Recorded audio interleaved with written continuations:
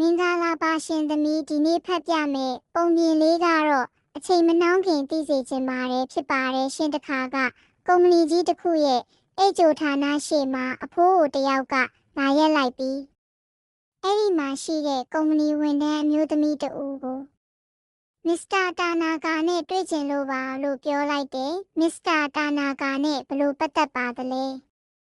ကျိုတင်တွေ့ခွင့်တောင်းထားပါသလားဦးကမစ္စတာတာနာကာရဲ့အဖေပါဩ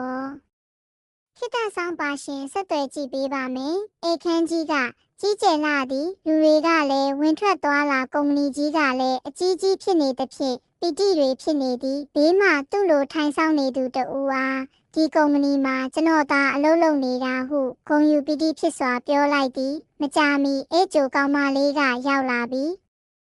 ဦးရှင်မစ္စတာတာနာကာနဲ့တွေ့လို့ရပါပြီ24ထက်ကရုံးခန်းကိုဓာတ်လေကားနဲ့တက်လာခဲ့ပါတဲ့တားဖြစ်သူရုံးခန်းကိုရောက်တော့အဖေကဝမ်းသာအားရနှင့်ပြေးဖက်ဖို့ပြင်သည်တားကဖုန်းပြောနေရကလက်ကပြထားသဖြင့်သူ့စိတ်ကိုမနှဲဘရိတ်အုပ်ထားလိုက်ရသည်အဖေကရက်ဆောင်နေသည်ဖုန်းတော်အတော်ကြာပြောနေပြီးမှသူ့အဖေဘက်ကိုလှည့်လိုက်ပြီးအဖေကလည်းလာမယ်ဆိုရင်ကြိုပြောရောပေါ့လာကြုံမှာပေါ့ရောက်လာပြီပဲကွာမင်းရုံးခန်းကြီးကကြီးကျယ်လှပေါ့အဖေဝမ်းသာတယ်ဒါနဲ့သားရာတို့ကရောရွာရောက်ရင်ပြန်ကြွားရအောင်မယ်မန်နေဂျာပေါ့အဖေဒါနဲ့အဖေအေးဆေးဆေးပဲမဟုတ်လားသားစည်းဝေးရှိသေးလို့ထိုင်ဦးတော့အိမ်ကိုအတူတူပြန်ကြတာပေါ့မင်းအမေနေမကောင်းဘူးကွာအဲ့ဒါမင်းကိုတွေးချင်နေဆိုလို့ရွာကိုတရက်လောက်ပြန်လိုက်ခဲ့ဖို့လာခေါ်တာမင်းမေဆန္ဒကိုဖြည့်ပေးလိုက်ပါကွာမဖြစ်ဘူးအဖေဒီမှာကအလုပ်တွေအများများတာခွင့်တရက်ယူဖို့ဆိုတာအတော်မလွယ်ဘူးအဖေဖြစ်သူကစိတ်မကောင်းစွာနဲ့တက်ပြင်းချရင်အော်အေးအဖေကလာပြောကြည့်တာပါမအားရင်လည်းနေပေါ့လေ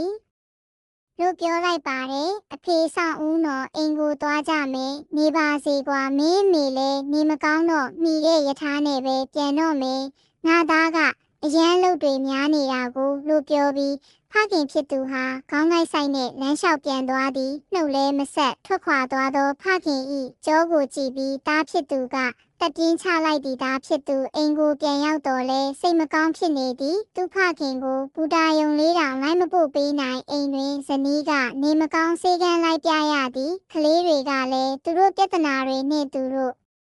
နောက်တစ်နေ့နနက်စောစောတွင်သားဖြစ်သူက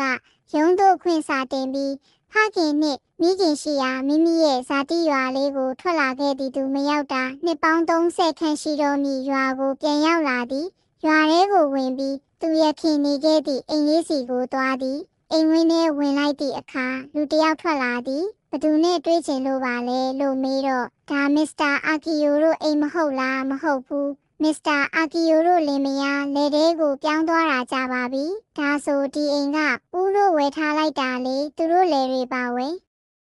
ထားတယ်တနာလို့လယ်ထဲကမြေကွက်လေးတစ်ကွက်ပေးပြီးနေခိုင်းထားရတယ်ဘလို့ဖြစ်သွားရတာလဲဗျာသူတို့မှာတနာပါတယ်တားဖြစ်သူမြို့ကြီးမှာတက္ကသိုလ်တက်ဖို့ဆိုပြီးလေရီပေါင်ရတယ်နောက်သားအလုပ်ကောင်းကောင်းရအောင်ဆိုပြီးလေရီရောင်းရတယ်တအိမ်ထောင်ပြုတော့နေဖို့အိမ်ခန်းဝယ်ပါစီဆိုပြီးလေရီအားလုံးရောင်းတယ်သားကကားစီးကျင်နေဆိုလို့ဒီအိမ်ကိုအပီရောင်ပြီးလေထဲကိုပြောင်းနေကြတယ်သူတို့သားကိုတော်တော်လေးချစ်တာပဲသူသားကတော့အတော်လေးကိုမတိတတ်ပါဘူးရွာကိုတခါလေးတောင်မှမလာဘူးမိဘကို